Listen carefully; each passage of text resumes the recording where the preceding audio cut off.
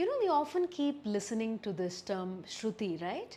So you can hear musicians asking what your shruti is, or in which shruti is this song sung in, or in which sur is the instrument player playing in.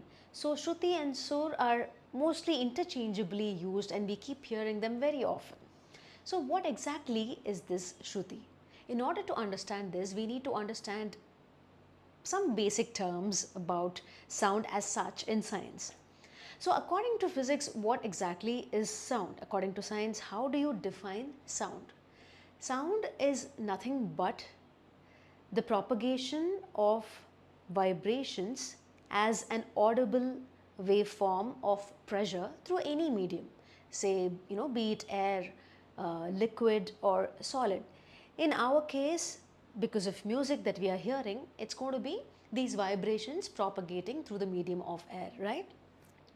So the number of times per second an audio wave repeats itself is referred to as frequency.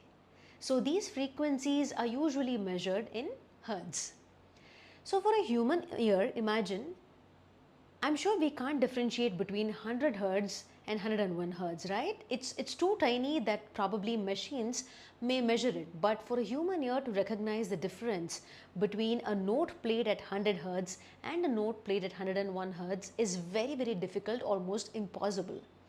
So a very smart system has been devised where a particular note, its preceding note and the succeeding note can be easily distinguished or easily differentiated and figured out by a human ear.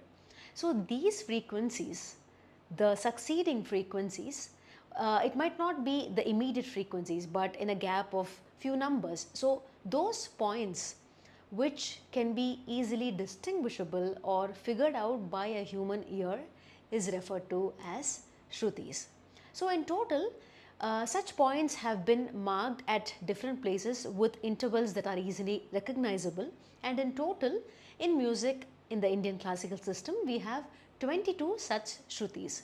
Even though these 22 shrutis might not be sung or played, not all of them are sung and played, but theoretically we have those 22 frequencies that are marked which are distinguishable by a human ear, and these are referred to as shrutis.